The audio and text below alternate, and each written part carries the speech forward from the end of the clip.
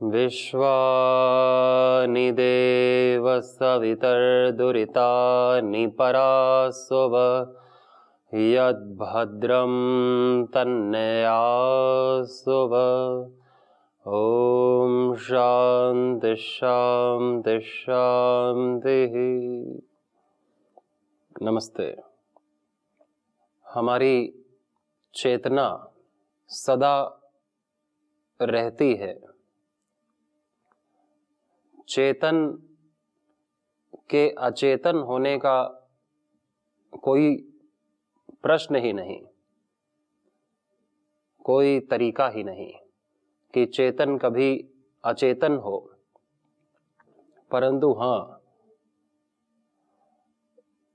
चेतना के कारण से ही मन, बुद्धि, इंद्रियां, शरीर ये सब कार्य करते हैं, स्वयं को अनुभव करता है अहंकार मन बुद्धि के माध्यम से।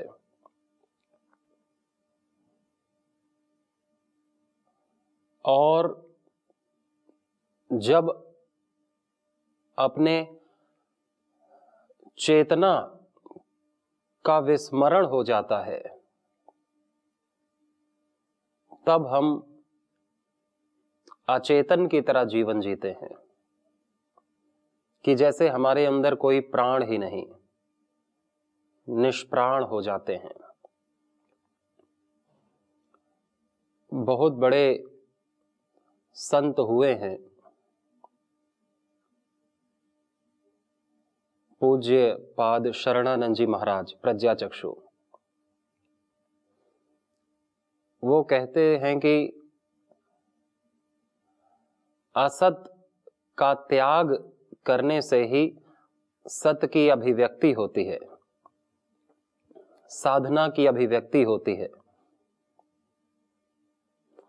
असत यानी कि दोष, बुराइयां, तमस का त्याग करने से ही सत की, साधना की, दिव्यता की अभिव्यक्ति स्वतः होती है। और असत का त्याग करना ही सबसे मुख्य काम है। इतना मुख्य काम बताया कि कुछ अच्छा करें या ना करें, असत का त्याग जीवन में कर दें तो भी बहुत बड़ी उपलब्धि बताई। परंतु असत का त्याग दोष दुर्गुणों का त्याग तब तक नहीं होगा जब तक हम में बोध नहीं है, समझ नहीं है। और समझ आती है योग से, ध्यान से, जागृति से, स्मृति से। ये एक ही शब्द के पर्यायवाची हैं शब्द, ध्यान से, जागृति से। जब हम चेतना में हो, जब हम जागृत हो, तब समझ आएगी। और समझ आ जाए तो फिर कुछ भी दुर्गुण नहीं है, क्योंकि दुर्गुण वही चीज होती है, दोष वही चीज होते हैं जिसको हम कर देते हैं, वो हमारे लिए दुर्गुण हो जाता है। जिसको हमें नहीं करना चाहिए या जिसको करने से हमारा कोई लाभ नहीं है, हानि है, या किसी का भी कोई लाभ नहीं है, हमारा भी लाभ नहीं है, हमारी भी हानि है, ये जानते समझते हुए भी बद्ध होकर के जब हम कर देते हैं तो वो हमारे लिए दुर्गुण हो जाते हैं। उसके पहले दुर्गुण नहीं होते, उसके पहले हमें मतलब ही नहीं कि क्या दुर्गुण है। जो दोष बुराई दूसरे में है वो हमारे लिए दोष थोड़ी है, वो तो उसके लिए दोष है जिसके पास है।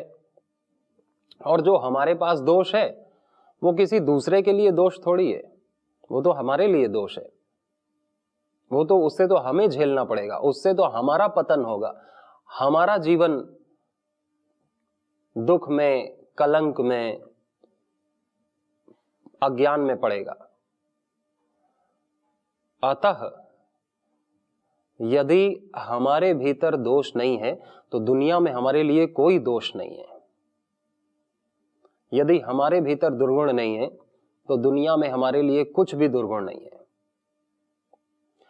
और यदि हमारे भीतर दोष दुर्गुण होते हैं तो वही हमारे जीवन को खाते हैं।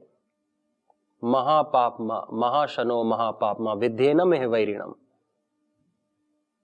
वही सबसे बड़ा वैरी है। और वही चीज हम दूसरों में भी देखने लगते हैं जो हमारे भीतर होती है।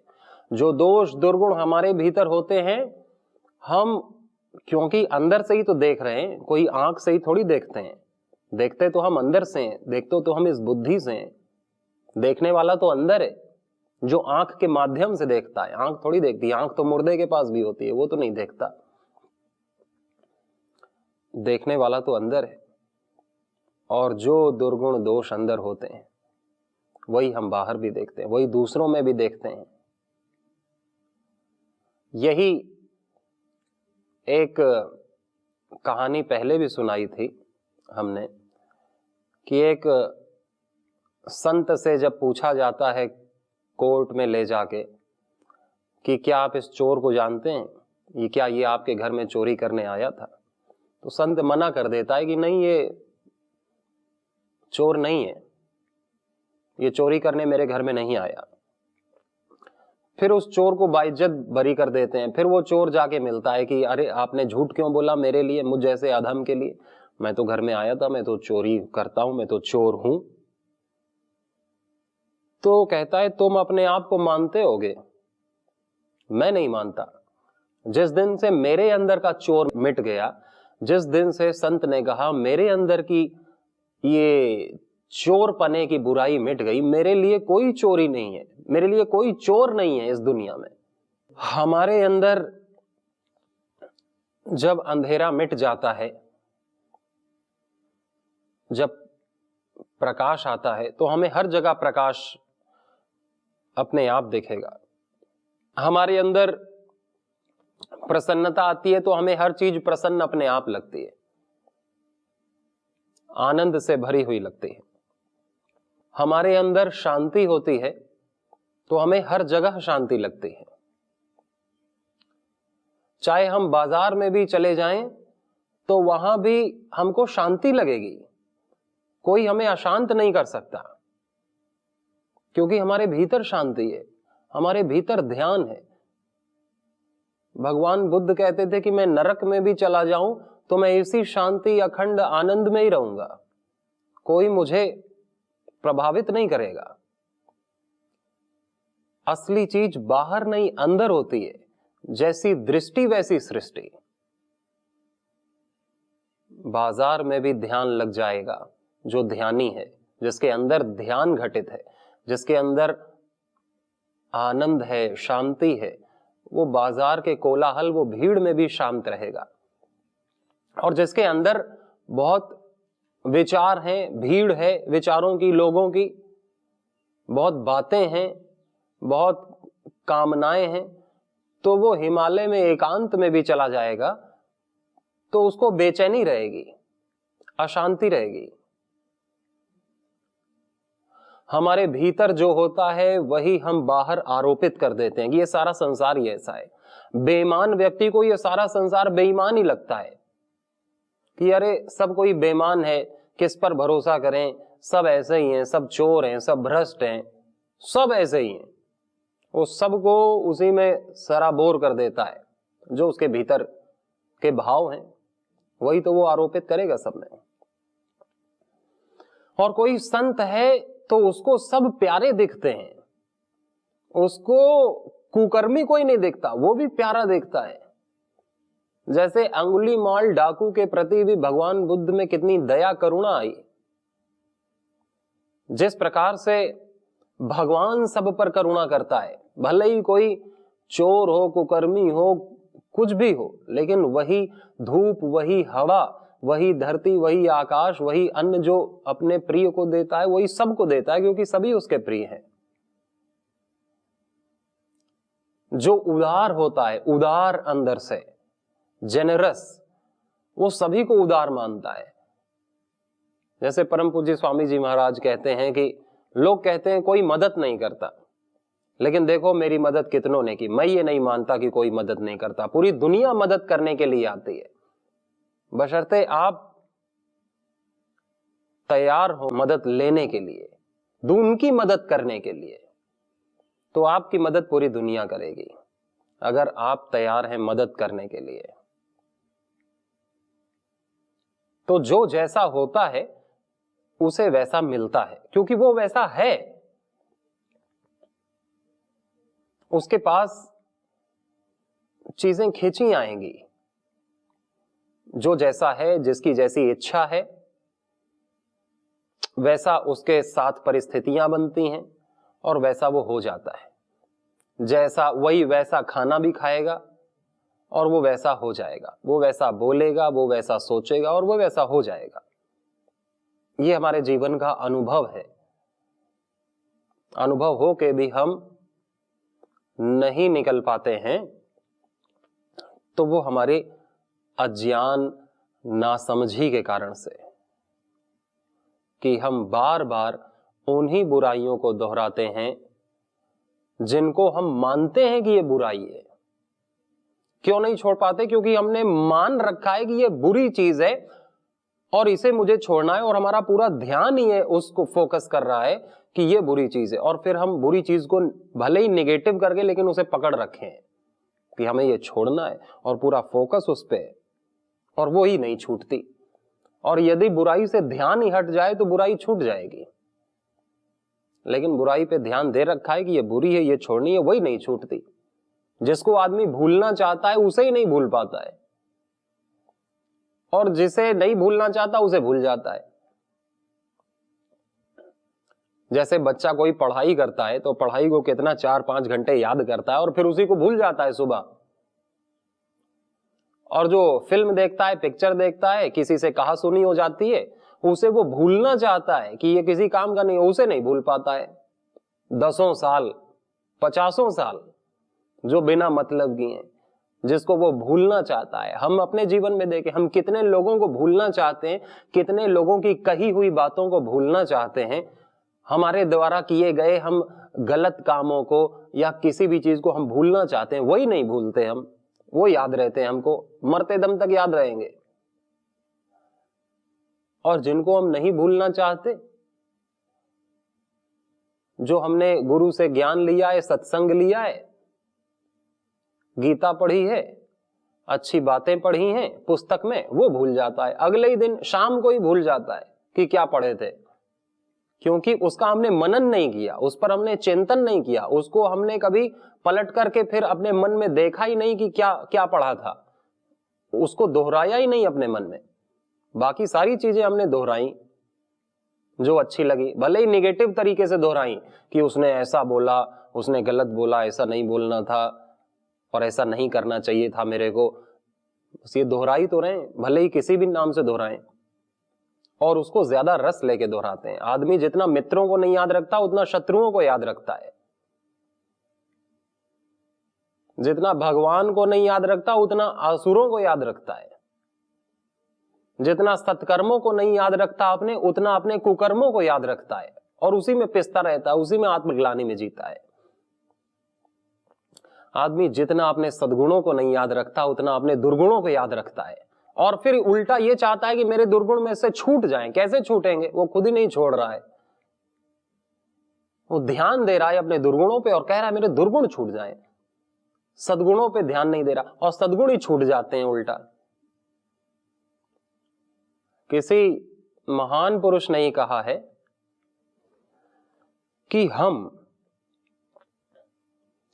हमारे जीवन में वही चीजें घटित होंगी जो हम चाहते हैं, बशर्ते हम उन चीजों को सोचना छोड़ दें जो हम नहीं चाहते हैं।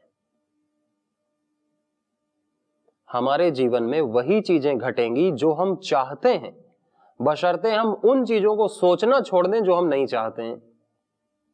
हम वही सोचते हैं कि हम क्या नहीं चाहते, और उन्हीं को हम करते हैं, उन्हीं को हम बोलते हैं, और फिर उन्हीं को सोचते हैं कि इन्हें हम नहीं चाहते। और फिर हम चाहते क्या है कि ये चीजें हमसे छूट जाएं और अच्छी चीजें हमसे हों। अच्छी चीजें कहां से होंगी? हमारा ध्यान ही नहीं। असत्य कहां से छूटेगा, दोष कहां से छूटेगा यदि दिन भर उसी का चिंतन कर रहे हैं। या तो हम करते हैं उसको और बाकी समय में उसको नहीं करना चाहिए ऐसा चिंतन करते हैं, बाकी समय में उसका पछतावा होता है कि अरे ऐसा क्यों कर दिया, ऐसा नहीं होना चाहिए, और जब समय मिला उसी को कर दिया। इसी साइकिल में व्यक्ति का पूरा जीवन जाता है और वो उबर नहीं पाता है अपने लोभ से, अपने काम वासना से, अपने क्रोध से, अपने दुर्गुण दोष असत जीवन शैली से, कि वो जो करता है उसी की निंदा करता है। हमको निंदा करने की आवश्यकता नहीं है, हमको बस छोड़ने की आवश्यकता है। निंदा करने से कोई लाभ ही नहीं है किसी चीज का, बस जो छोड़ना है वो छोड़ देना है। अपने जीवन में दो ही चीज तो है, एक करने की और एक ना करने की। और ना करने वाली चीजों को हमें ध्यान ही नहीं देना तो वो अपने आप नहीं होंगी, और करने वाली चीजों पर ध्यान देंगे तो वो तो होंगी। बस हम सोचते ज्यादा हैं, करते कम है कि हमको ये नहीं करना, ये नहीं करना, ये नहीं करना, और कर देते वही हैं। क्यों? पूरा दिमाग में ही वही चल रहा है। फिर जब वेग आता है वो हो जाती है अपने आप। हम चीजों पर ध्यान जिस पर देंगे वही होगी, ये बात तय है। भले ही हम नेगेटिव तरीके से ध्यान दें कि हमें नहीं करना है, लेकिन हम ध्यान तो दे रहे हैं, होना वही है। आदमी यदि ये रास्ते में सोचते हुए जाएगा कि मेरा एक्सीडेंट नहीं होना चाहिए, मेरा एक्सीडेंट नहीं होना चाहिए, उसी का एक्सीडेंट होगा। जो डरते हुए बाइक चलाएगा, मैं गिरूं ना, वही गिरता है। चाहे वो स्केटिंग चलाए, चाहे मैं गिरूं ना, वही गिरता है। लेकिन जो कॉन्फिडेंस में कि उसको ध्यान ही नहीं गिरने का, वो नहीं गिरता है। जिसको हारने का भय है दौड़ में, कंपटीशन में, वही हारता है, क्योंकि उसका ध्यान हारने की ओर है। उसके मन में प्रसन्नता नहीं है, आत्मविश्वास नहीं है, सकारात्मकता नहीं है। वो व्यक्ति योग करके भी रोगी रहता है, क्योंकि उसके ऐसे हार्मोन्स जनरेट होते हैं कि उसे फेलियर होना ही होना है। फिर सही समय पर उसको सही रिजल्ट नहीं मिलता है, फिर वो और दुखी होता है। देखो दूसरों को तो मिल रहा है, मैं कर रहा हूं, मेरे को क्यों नहीं मिल रहा है, मेरा नहीं हो रहा है। सकारात्मकता एक बहुत बड़ा रोल प्ले करती है हमारे जीवन में। इसलिए भगवान तक ने यह गीता में कह दिया कि तुम कितने भी कुकर्मी हो, तुम सोच क्यों रहे हो इस बात को? अरे हो गया, वो तो भूतकाल की बात है, उसे जब मैं भूल गया तो तुम क्यों याद रखे हो? मैं तो वर्तमान को याद रखता हूं कि तुम वर्तमान में कैसे हो। तुम वर्तमान में भी वही सोच रहे हो जो तुमने 10 साल पहले या 10 दिन पहले या 10 मिनट पहले कर दिया। चलो कर दिया, अब तो ये मान लो कि मैं ही सबसे बड़ा हूं। अब तो ये मान लो कि तुम शुद्ध हो, क्योंकि वर्तमान सबका निर्दोष है। भूतकाल में हो गए दोष, किसी से गुण हो गए, तो इसका मतलब ये नहीं है कि हमने कल बहुत महान काम किया तो हम अभी भी महान हैं। कल हमने बहुत 2 कौड़ी के काम किए तो अब अभी भी नालायक हैं। अभी तो सबका निर्दोष है, निश्चल है, निष्पाप है। यदि हमने अच्छे काम का अहंकार पाल के रखा अभी भी, तो भी हम मूर्ख हैं, और बुरे काम की ग्लानि अभी वर्तमान में पाल करके रखी तो भी हम मूर्ख हैं। वर्तमान सबका निश्चल निर्दोष भगवान ने दिया है, वर्तमान ही भगवान का रूप है। और भगवान ने गीता में कहा कि कोई कितना भी कैसा भी हो, लेकिन जो ये मान लेता है वर्तमान में मेरे को सर्वश्रेष्ठ, वो तुरंत धर्मात्मा हो जाता है। धर्मात्मा होने के लिए कोई प्रैक्टिस करने की जरूरत नहीं पड़ती है। बस वर्तमान में जीना। वर्तमान ही तो है हमारे पास, ना तो भूतकाल है ना तो भविष्य है। वर्तमान में गलतियां क्यों होती हैं? क्योंकि हम अपने भूतकाल को भूल नहीं पाते हैं। वही रील रिवाइंड होती रहती है, और फिर वही तो होगा जो रिवाइंड हो रहा है। जागृत में नहीं होगा तो स्वप्न में होगा। कभी तो आदमी कमजोर पड़ेगा ना, कभी तो आदमी कमजोर पड़ेगा। तो विकार तभी घुसते हैं। विकार को हम पाल के रखते हैं क्योंकि हमारा मन कमजोर है। हम वर्तमान में नहीं जी पाते, हम जागृत नहीं रह पाते हैं, हम ध्यान से नहीं जी पाते। वही चीजें जो ओवरलोडेड हैं, पहले से बिफोर लोडेड है, वही चल रही हैं और वही घटित हो रहा है। हम वर्तमान को जी नहीं रहे, हम भूतकाल को ही रिपीट कर रहे हैं। हमने कोई काम नया किया आज? हमने क्या कुछ नया सोचा आज? हमारी उत्पादकता क्या है? भगवान ने तो देखो नई पत्तियां उगा दी, नया सूर्य का प्रकाश ले आए, नई हवा चल रही, सब कुछ नया है, कुछ भी बासी नहीं है।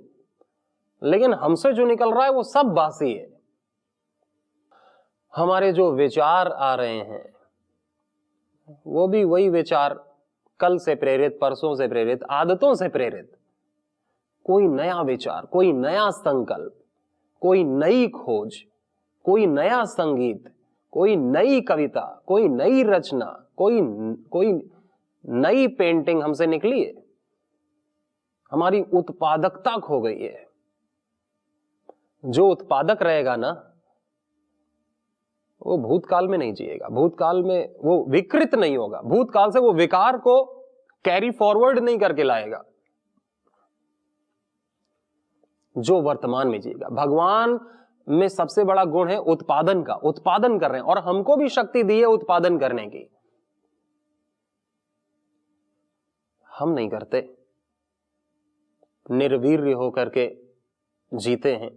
जैसा कल जिया वैसा ही ढर रहा, एक रोबोट की तरह। जैसे ही प्रोग्रामिंग फिट हो गई है प्रारब्ध से, आदतों से, वैसे ही लेफ्ट राइट, बस वैसे ही वही बोलना, वही सोचना, वही खाना, वही संबंधों को सोचना, वही दोस्त पाल, वही दुश्मन, वही मन में सब वही चल रहा है।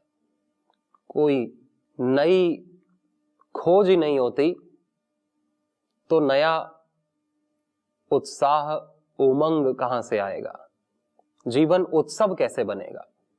जीवन तो उत्सव तब बनता है जब नित्य नया पल आता है। दिन उगता है तो हमें कितना अच्छा लगता है, नयापन सबको अच्छा लगता है। इस मन को भी नई चीजें, किसी को नए वस्त्र दे दिए जाए कितना खुश होगा, किसी को नई कार दे दी जाए कितना खुश होगा, पुरानी कार दी जाए तो खुश नहीं होगा। नयापन तो चाहिए, ये तो स्वभाव है हमारा। लेकिन हम खुद नए नहीं होते, हम वही पुराने हैं। हमने वही विचार पाल रखे हैं कि तुमने 10 साल पहले मेरे को ये बोला था, तुम तो ऐसे ही हो, बस वही पुराना। और वो बदल गया, वो नया हो गया, हम क्यों नहीं नए हो रहे? गौतम बुद्ध भगवान की एक कथा आपने सुनी होगी कि एक व्यक्ति ने उनके ऊपर आकर के थूक दिया और उन्होंने एक कपड़े से पोंछ लिया, और वो व्यक्ति इतना गुस्से में था कि वो कुछ बोल नहीं पा रहा था। तो उनका जो शिष्य आनंद था, उसने कहा, अरे गुरुदेव, इसने थूका, अभी मैं इसे मजा चखाता हूं। उनका शांत रहो, ये इतना क्रोध में है कि ये कुछ बोल ही नहीं पा रहा है, इसने तो व्यक्त किया है अपने क्रोध को, इसमें इसकी क्या गलती? इसकी कोई गलती नहीं, ये अपने होश में नहीं है। होश में होता तो ना करता। और जिसने किया है तुम उसको दंड नहीं दे सकते, क्योंकि ये वो है ही नहीं जिसने ये किया है। और फिर दूसरा दिन आता है, फिर वही आदमी गिड़गिड़ाते हुए उनके चरणों में पड़ता है कि हे भगवान, मुझसे बहुत गड़बड़ हो गई। वो कह नहीं पाता, आंसुओं की आंसू बहते रहते हैं, वो कांपता रहता है उनके चरणों में। तो बुद्ध भगवान कहते हैं, देखो आनंद, ये वही तो है, कल भी कुछ नहीं कह पा रहा था, अभिव्यक्त कर रहा था, आज भी कुछ नहीं कह पा रहा है। फिर उसकी आवाज निकलती है, मुझे माफ करें। तो बुद्ध भगवान ने कहा कि तुम माफी क्यों मांग रहे हो? तुम आज कोई और हो गए हो, कल तो तुम कोई और थे। वो कोई और था जिसने थूका था, वो तुम नहीं थे। ये तुम हो जो माफी मांग रहा है। माफी कोई दूसरा मांग रहा है, थूका किसी दूसरे ने था। तुम आज नए हो, इस नए व्यक्ति ने तो कुछ किया ही नहीं, ये तो प्रेम से भरा, ये क्यों माफी मांग रहा है? माफ करने का मतलब ही नहीं। और मैं भी तो नया हूं, मैं कल जो दूसरा था वो तो चला गया, मैं तो आज नया हूं, मुझ पर तो तुमने थूका ही नहीं, तो मैं कैसे माफ करूं? और तुम वो हो भी नहीं जिसने माफ किया। कितनी नवीनता में जीते हैं संत भगवान, और हम भूल नहीं पाते। हम भी वही पुराने और दूसरों को भी वही पुराना मानते हैं, और हमें चाहिए नई नई चीजें। जबकि सारे संबंध रोज नए हैं, लेकिन व्यक्ति चाहे तो रोज अपने पत्नी बदले, रोज अपने पति बदले, रोज अपने बच्चे बदले, क्योंकि कोई खुश नहीं है। तो जो है सब नए हैं, बस हमें नया होना है, तो नए हम हो जाएं तो सब नए हो जाएं। हम पुराने और सभी को पुराना मान रखा है। नए विचार, नई उमंग, ये कैसे आएंगे? हम रोज हमसे कुछ नई खोजो, नए शब्द, नया नृत्य, नया संगीत, ये सब कुछ ना कुछ तो कर ही सकते हैं। हम सब कुछ ना कुछ कर सकते हैं। और हमेशा हमारी बुद्धि में सकारात्मकता हो, अच्छे गुणों पर फोकस हो, बुरी चीज को हमें याद ही नहीं करना है। वो सोचने का चीज ही नहीं है। जपने सोचने की चीज है तो भगवान का नाम, अच्छे कर्म, और बस नई खोज हमारी, जो भी नहीं भी। तो हमारा ध्यान उन चीजों पर हो जिसको हम जीवन में चाहते हैं। उन चीजों को इग्नोर, उपेक्षा, ध्यान ही ना दें जिनको हम नहीं चाहते हैं। बात खत्म। सबको बहुत सारी शुभकामनाएं। नमस्ते।